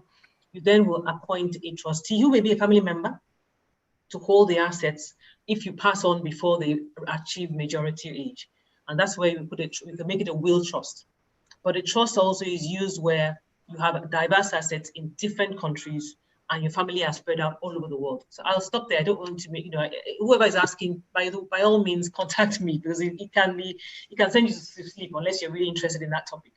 But that's fantastic. And just so to mention as well, whoever asked that question, a lot of these banks don't just offer asset management; they also have trustees, trusteeship companies as well. So you can walk into any of them or just call them up, and they'll be able to tell you the difference between wills and trust, what you need, and how you can basically set up your good estate planning. So just to add to that, a quick question again for you, Bingbe, please, if you already have funds overseas in your name in the bank, do you advise it be moved to the company? This may not be possible if the person is not a resident in that country. How do you invest such cash? Well, that's very straightforward. I mean, to be honest, if you have a bank account in your personal name and it has cash in it and you want it to become owned by a company that may be a family-owned company, register the company, whether it's in the UK or Jersey or wherever it is, and you go to the same bank and say, right, I'm opening an account in the bank in the company name, and all that money that's sitting in my name, or part of it, I want to put it under the company and invest it through the company. And usually you will say estate planning could be a good reason because that company shareholders could be your family members. So it's very easy. Register the company, go to the bank, open an account in the company name, and move the funds across into the company bank account. And that's easy done, whether or not you're resident in the UK. It's not a criteria to be resident here to have a bank account here, as you know. Fantastic. Eris, I have this one for you. How do you refuse to help relatives and family members without sounding selfish? This is a problem of culture and religious belief. In fact, I'm sure that person came from my Instagram page because I posted something recently about black tax. So in my book, there's a character called Lara, and she's an oil and gas professional. She has a decent salary. She has a really good salary, and she's single. She doesn't have any kids, but every single month she feels the huge financial burden because she's burdened with looking after the financial obligations of all her family members. Her mother's rent. Her mother is a widower, so her mother's rent, her siblings' school fees, things like that. And that character was important to talk about black tax because it's something that's very prevalent in Africa, where you are the most successful one in the family, and everybody comes to you when they have problem. As soon as your salary hits your account, they are calling from the village that mama is sick or your sibling needs something for school and things like that. So, but there's a point at which it becomes, in my opinion, financial abuse, where people feel so much pressure to look after their families, and forget that they need to look after their own financial future first. So I'm not saying don't give to your family members, but I'm saying that, do things to protect yourself, because if you keep helping people, and even if you're not spending on bags and shoes, you can also you're doing something noble. You're looking after your family, and we're from Africa. You want to be a good person, but you can easily become a revolving door for your money in the same way that a lady who is spending all her money on shoes and bags is, right? Because you have to ask yourself, if I lost my job, if my business failed, can the people I've been looking after with my salary or my income all these years look after me? So it's about finding a balance. I give some tips in my book, which is like, number one, maybe set a revolving fund. Decide how much you can afford to give towards helping family, maybe every year or every month. So let's say you have a revolving fund of 1 million naira or 100,000 naira, and you say to them, listen, this is going to be for all of us. We're going to pass it around, and we're going to hold each other accountable, right? So if Uche comes and says she wants to borrow money because she needs to buy machines for her business, but she'll bring it back in 90 days, right? Soji can make sure that Uche pays back that money because he wants to use it to start a business himself or to invest in something else himself, right? So one way of teaching them how to fish is by creating a revolving fund. And then for yourself, just understanding that you have to put your own mask on first before you help other people. Otherwise, you end up, in problems, and you guys will end up in problems together. So maybe set a budget, a limit on how much you spend every month towards helping family members, and saying, listen, this is the criteria for people to touch this money. So if they call me and it fits any of this criteria, like, is it an emergency? Is it a medical emergency? How much can I afford to put towards this that will not mean I can't pay my rent next month, or I can't pay my child's school fees, right? So it's little things like that. It's about setting boundaries and finding that balance between being a good person who wants to make sacrifices for their family, but also putting your financial future first to make sure that you're protected, so that you can you can sustain all the time. Okay, thank you so much, Arisa. Just a quick one as well. I'm going to put these two questions together. The one says that, can you highlight the difference between the different asset classes for long-term and the short-term? And also, can you recommend some good platforms for young students to start investing? I'm sure that we mentioned one or two on this, but can you just, in maybe 30 seconds, summarize that? In 30 seconds, okay, so basically, this particular person, they mentioned you, and I would like to, and I want the audience to know that we're reading all the questions, but sometimes you just have to put 2-3 questions together and summarize it and give it to the audience. But this particular person wants a question answered. She said, Miss Arisa, can you kindly highlight the different asset classes for long-term and short-term? And what are some good platforms for young students to start investing? Okay, so an example of a short-term investment would be treasury bills, right? Okay. You put it in for 90 days, and then you get a return on your investment. In Nigeria, the rates are low now. I saw somebody mentioning something about, are we going to talk about how volatile the investment portfolios are in Nigeria now, when treasury bills are now 2% when they used to be 14%? But the thing is that markets change.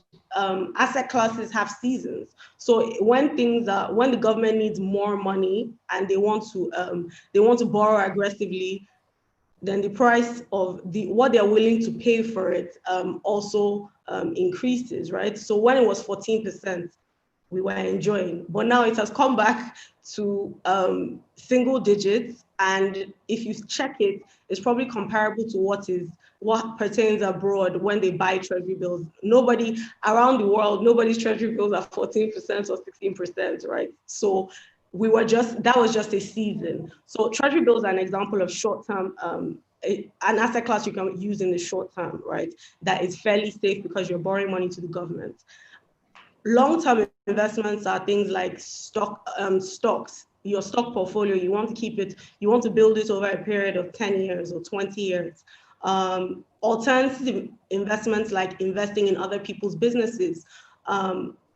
Also a long-term investment, because if you're a business person, you know that it takes a long time before you start to realize real profits. So if you are putting money in someone else's business, it's a long-term investment because you have to give it time to realize profits. Okay. All right, I think we have a couple of questions for you. I'm putting it together as well. Somebody's asking, what is the minimum amount to invest in the UK? You did answer that. She said £500 you can start. Somebody also said, since 61% of the audience has only one source of income, what would you recommend as a simple additional source of income? And while you're unpacking that, also please answer this trust question. In the case of a trust provided by a company, the would-be executors of the trust does that mean the ultimate power sits with them over the management and of what one has left behind? Where is the safeguard against foul play by the company managing the trust, please? I think this is a question in the cases where people are actually going towards corporate trusteeship. Yeah. Okay, let me start with the UK, with the question about the minimum amount. There isn't a minimum amount. I mean, there are different platforms you can go to. So most of the online platforms would start at £500. The one we are setting up with wealth-8.com. Someone sent me a text, please mention that. It's wealth-8.com. The actual investment tool will be ready probably in late August, and it's an FCA regulated tool. So, here everything is super regulated and no messing about. So, but £500 tends to be the minimum. Now, one thing I will say, if you have one single source of income, your job, one mistake you shouldn't make is just saying, I have a savings account and I'm going to put X amount of the cash I'm earning into another savings account, a current account. I'm going to move money into a savings account every month. The problem with leaving the money in cash is that it's not growing. First of all, in the UK, as you know, on a simple savings account, you don't earn any interest. So that's one thing. And then obviously inflation catches up with that money, and therefore the money is sort of melting before your eyes, even worse in Nigeria, which is why most wealth coaches or wealth planners will always point to the idea of having an investment portfolio in shares, in funds, in treasury bills, whatever it is that fits that person's goal, time horizon, and their pocket. So the fact that you have one source of income doesn't mean you can't have 3 diverse platforms of savings. It's really up to you how much you have to put aside every month, and picking the right one for you based on what your length of time for savings is. Retirement is important. I can't overstress the need for a pension. And a pension is money you put it away, you lock it away, you forget about it. And even if you're age 25, start your pension today. There's something we haven't mentioned. It is the secret of compound interest. It's not a secret, but it's what makes money grow. So compound interest is when you say, for example, you invest £100 and they tell you it's 4%. And so at the end of the month, you're getting £4 every month. Now, what a lot of people do is take that £4 and blow it. Imagine you took that £4 and you added it again to the total. And you keep adding it, and that's what they call compound interest. And there are lots of different scenarios and data I've read where if over 20 years you put £100 a month away and compound interested it continuously, your money will be worth over $1 million in about 25 years because of the. So compound interest means the interest that you gain from that investment or that portfolio. Don't look at it as money that you can spend, reinvest it, and that's where compound interest can play a big part. In that tiny bit of money, it helps it grow even better. Okay, so that's I think that hopefully that answers you on the idea of how much you can invest and how. On the issue of using corporate trustees, I think the right now the world is global. There are lots of corporate trustees that show up in Nigeria, offshore, Jersey, Isle of Man, Mauritius, Cayman, Nigeria also. I always use a corporate trustee that is based in a country where the law is very rigorous. So in most countries, trustees are regulated by the equivalent of the financial services industry. So in Nigeria, for example, trustees should be regulated by SEC. So that if your trustee messes up under the laws, they can be jailed, they can be, they can be banned for life from holding other position as a trustee. And if they know that is over their heads, the likelihood of them being fraudulent is less. They may be negligent, they may make mistakes, for which case they're usually insured. So insurance should step in where there's negligence or mistakes. But pure and simple fraud in a country where in this country, the FCA will jail you, full stop. And if you're a director of a company, even if you aren't in the forefront of the fraud that happened, you will be penalized very seriously. Now, talking about trustees, yes, there's always a danger that when the person sets a trust up, in his lifetime, he's alive to see how the assets are working. He's given the trustees power to hold the assets, to manage the asset. That's what a trust is. You're giving a third party the legal ownership of an asset and telling him to use it and to the benefit, the income should be given to somebody else. He keeps the capital. So what you then have to do is make sure wherever your trust is registered is a country where the laws are rigorous. And that's why the offshore centers like Jersey or Mauritius, imagine that those countries, all of their economy is built on providing trust services. So if one bad egg happens, it's going to taint the whole industry. And Absolutely. therefore, they don't allow you to put a foot wrong, you'll be closed down. So that's where in choosing and selecting, and that's the work I do in helping clients set up structures. sometimes the Nigerian trust But is Bingbe, sorry to interrupt you, Bingbe. A lot of this, the offshore trusts you're mentioning, a lot of them come with exorbitant fees. You're talking of setup fees, annual fees to manage. Is it really cost effective to go down that route? And what are the benefits, if any? Because they do charge quite a tremendous amount of fees. Yes, you're right. I mean, so you see, even until Nigeria's our trust laws are very old. I don't want to even go even further. Our trust laws we use right now are very, very old. We haven't actually updated them. I know there's a bill in the House that's been there for the last 10 years. They haven't passed it yet. So at the moment, the trust laws in Nigeria mean that if anybody messes up, unless they're attached to a bank whose credibility is also at risk, the chances are you're kind of swimming in a slightly higher risk environment. But the point is, at the end of the day, you need to set up a trust, look at the costs, but it depends on what assets the trustees are holding. If they're holding assets of a property in London worth 5 million and a portfolio in a UBS worth another 2 or 3 million, if you're asked to pay $5,000 a year over 20 years, well, it's $100,000, which compared to the assets you're protecting, possibly, you have to sort of weigh, it's a commercial decision to make. What it is, what have you got to lose, or what are you protecting by spending that kind of money? But that's part of the discussion I have. And yes, sometimes a domestic trustee is just as good for domestic assets. And I work with a couple of very credible domestic trust houses as well in Nigeria. All right, thank you for that, Bingbe. Arista, I have this one for you. According to the survey, we see that our major fear is whether an investment is safe. I see a lot of entrepreneurs asking for investment on Instagram. What are the right questions to ask these entrepreneurs to safeguard my investment? And also, I want you to also answer this question. It says, good afternoon, ladies. I would like to get your opinion on investing with money lending companies. That's number 2. And just to add one more, while you're looking at that, also talk about the crowdfunding, because a lot of agricultural investments are coming up these days. Are they safe? Should people look towards investing in those kind of products? What are the regulations that are in place to protect people? Thank you. So as Bingbe said, we're in a developing country. I don't think we're allowed to say third world country anymore. We're in a developing country. So our markets are regulated, but not as regulated, probably not as regulated as they are in the UK. So there are obviously a lot of scams, but then there are also legitimate companies who are trying to do good work. But then there's also the risk of the companies failing, right? Because if you're a business owner yourself, you understand what the risks are of doing business in Nigeria. So I think the first thing in terms of thinking about whether your investment is safe or not is, first of all, understanding what your risk profile is, right? And then asking questions around who regulates them. Does SEC regulate them? Do they have, what do they invest your money in? Asking the right questions around what they're investing in. If it's a product, is it equity-based? Is it money market-based, right? Asking and finding out what their history is. Like, how long have they been in business for? Is this a new idea? Who are the promoters of this business?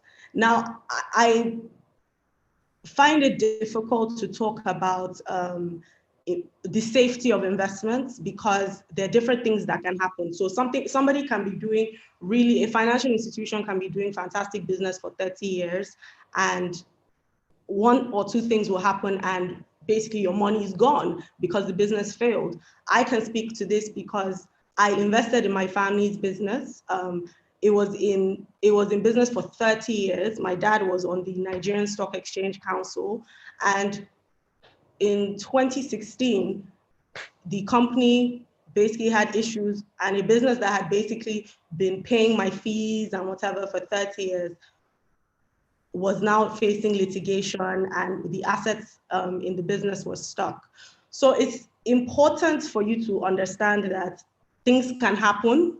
So you need to ask questions and know the level of risk that you're willing to take with the financial institution. What am I investing in? Does the return make sense, right? So if somebody is promising you a 200% return, you need to ask yourself, what business do they do that can you do in Nigeria that will give you a 200% return without risking your capital? How long can you put your money in there, for? And also understanding the importance of diversifying your risk via your institutional risk, right? We talk a lot about spreading the risk across asset classes, but we don't talk enough about diversifying our risks across institutions, right? So across institutions and across geography, so that if something happens to one, all my money is not in one institution, it's spread around. So you have to do your own due diligence. You have to understand what your own risk profile is, because as fantastic as all these new apps are and everything, they're great today, but I don't know. I don't have a fortune a fortune teller. They might not be great in 10 years, and you have to bear that risk in mind, right? But instead of saying, oh, I'm not going to invest, you have to take calculated risks and ask yourself, how many, what are they investing the money in? Who is this financial institution? Are they insured? Where can I go and get my money if anything happens? Can I get my money if anything happens? All right. Thank you very much, Arisa. Bingbe, this is for you. Bingbe, can you please talk more about foundations and how they can be used to manage wealth? And maybe you want to give them a way of contacting you as well, because we're getting a lot of questions around trust and foundation and so on. And while you're answering that question, can you also, somebody's asking whether insurance is a means of investment. Thank you. Okay, well, let me start from the insurance bit, because that's quite an innovative way of investing, and it's a particular product called an insurance wrapper. So I'm not even here we're very careful about the fact that I'm not regulated to advise you on insurance wrappers, but they exist. And especially, I don't think they exist in Nigeria in the same way. But basically, what the essence of an insurance wrapper is that it's life insurance, but it's a term policy. So it's not the kind of policy that you only pays out on death. Usually you take it out and it's usually to like age 90 or something if you're alive then, but you can decide to redeem it earlier. So it's a way of saving. And then the insurance house that's actually created a structure will give you some interest payments on it, usually high interest because the premiums are very high. So the two options are, it could pay out on death, obviously to family members that you've actually nominated to receive the benefit of the insurance premium, or it's a way of saving money and you can actually decide to, I think after your age 50 or 55 or something, you have the option of actually collecting taking up the capital and some of the interest out of and shutting down the portfolio. So insurance wrappers, if you have any relationship with any of the foreign private banks, they can tell you more about it. And usually they're done out of either Singapore or Bermuda, but they exist. But they're quite high in value and they're very expensive. That's the only ones that I know of. Typically, insurance is just insurance, and the insurance company is the one that gets your premiums. And if you don't pay, if you don't cash it in, that's the end. Now, on trust and foundations, very quickly, a foundation is a company. Now, foundations were, I would say, established probably about 30 years ago when, in the civil law countries, trusts are a common law, English law, solution to holding assets for the set law. The person who owns the asset says, you, corporate trustee, hold my assets, and I want to give the instructions in my lifetime to what happens when I'm no longer there. Or even I can tell you that when I hit age 70, you should start giving me some of the money back when I'm no longer working. So a trust is not only for use after death. And also, because you've given the money to somebody else, you're not taxed on those assets because they no longer belong to your estate. On death, and even if the trust sells assets, if it's in a jurisdiction that doesn't pay tax, it won't pay tax. So it's a tax planning vehicle. That's what a trust is, but also an estate planning vehicle. Foundations are similar, but with a trust, like the person who asked the question is right, you no longer retain control. So the trustees, whether they're corporate trustees or individuals, they own the asset. And they really, apart from your letter of wishes, which is a document that you say, well, I would like the house to be sold or never to be sold, or I'd like my children to get X amount once they hit age 25. That's your letter of wishes. Once you're not there, a trustee can decide that it's not in the interest of the beneficiaries to sell the house because the market is bad, a trustee can decide that those 3 children are drug addicts, and we give them the money, they're going to die of overdose, and therefore they're not going to give them. I'm just giving you, these are real life cases that have happened. So a trustee actually holds the ultimate power. Many families, especially when the first generation who set the trust up, when the second generation come in and the father's trustee person says, you can't sell the house now because of X, Y, Z. And you're like, are you kidding me? But it's my father's money, or it's left to I'm the beneficiary. So a foundation is a blend. A foundation is a company, and that company holds the same assets. That company has, instead of a directors, it has a foundation council, and they hold and manage the assets. The difference is that the family members can sit on the council alongside the foreign trust company. So Chief X can set up a foundation. It's a private foundation, not for philanthropy. Although philanthropy could be one of the things that has all the objectives. It could say 1% of the family's wealth every year should be used for philanthropy. So it's a company, it has a, like remember now, it's a charter, and on the board, instead of just having the trustees like you have in the trust, you have a blend of trustee and family member, and therefore the trustees are inviting and have to listen to the beneficiaries because they're on the council. So I won't say more, it's just a foundation gives more control over the assets by the families who are the beneficiaries than a trust. That helps. Thank you very much. Arisa, this is your final question. Quickly, do you think cryptocurrency is a good investment vehicle? And what's your view on network marketing as an investment platform? So this is the thing about cryptocurrency for me. A is an alternative investment, right?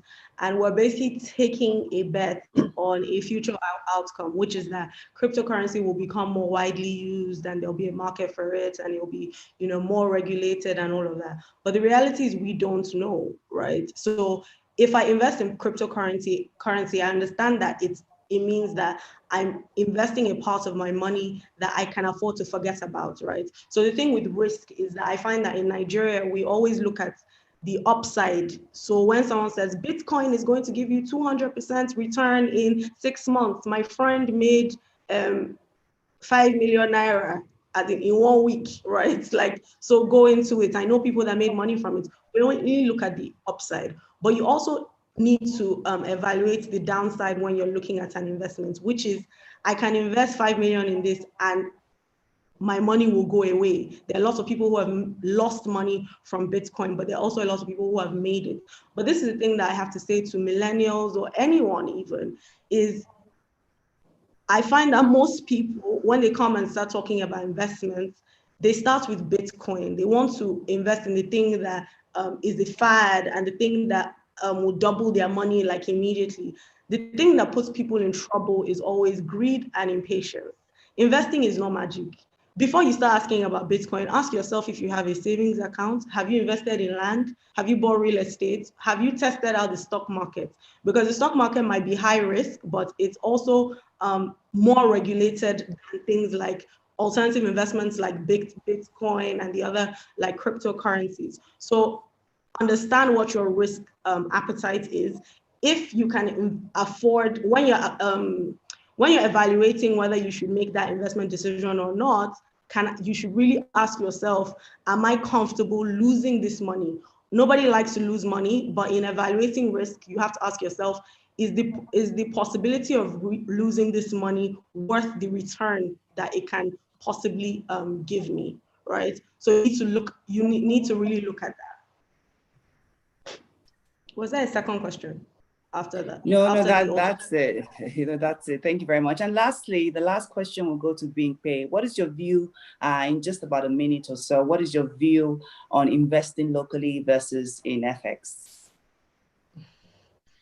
That's not fair because I live in London. So, but at the end, but what I will say, I'll be very honest, is it's unfortunate that the naira, and I think most of the domestic currencies in Africa are still sort of vulnerable to whether political risk or commodities. And so, naira, oil and gas, oil prices fall, everything scatters. And that's a problem. So really, whether or not I live in the UK, even sitting in Nigeria, knowing that we're international citizens, we want to travel, we want to have children abroad, we should always think of having a portfolio, starting a portfolio offshore that is in a sound, stable market, in a currency that has a strong government policies around it to always prop it up.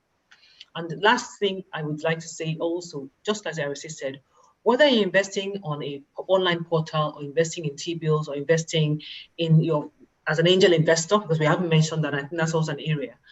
Always realize that your money, you could lose your money, and not necessarily because of anybody doing anything wrong. You could lose money, part or a substantial part, because of the vagaries of the stock market, because of the world, pandemics, things happen that you can't control.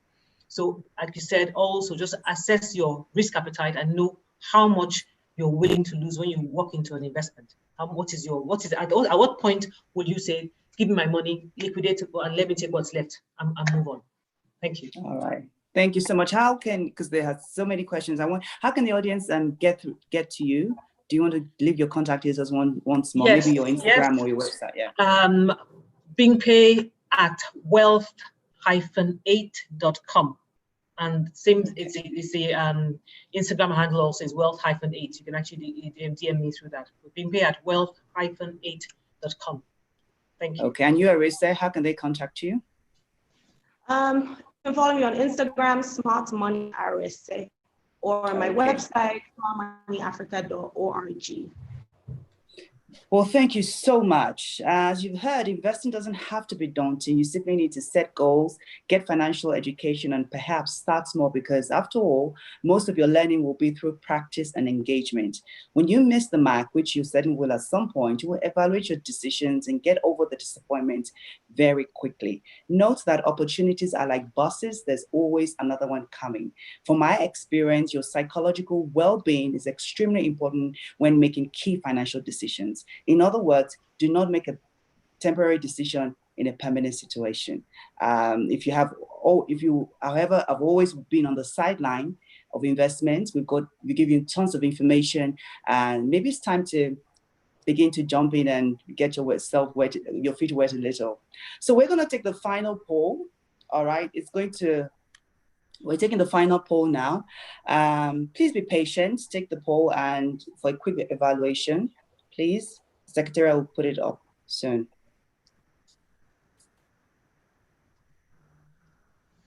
Is this the first time participating in a Win-Biz e-roundtable?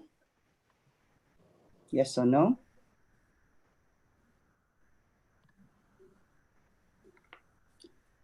Some other.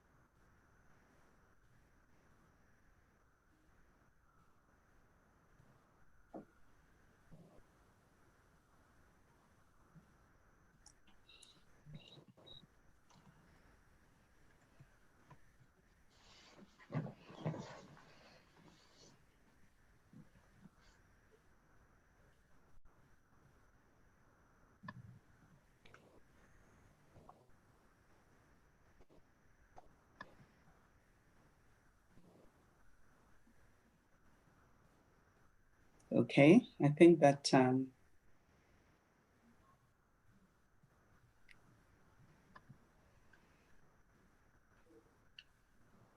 think the poll should be done now.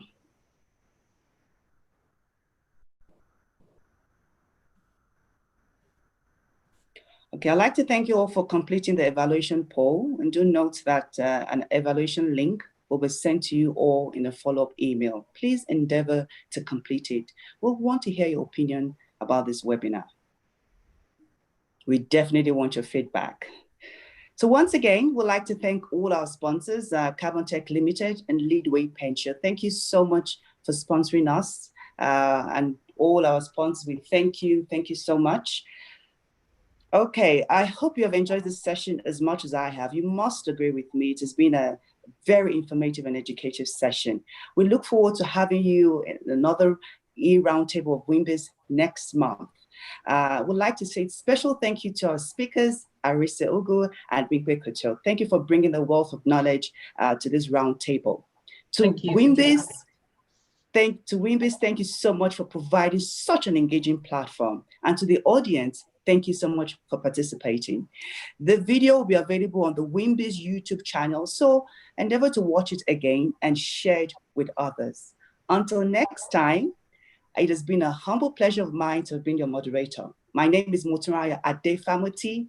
Please keep safe, take care of yourself and each other. Thank you. Thank you.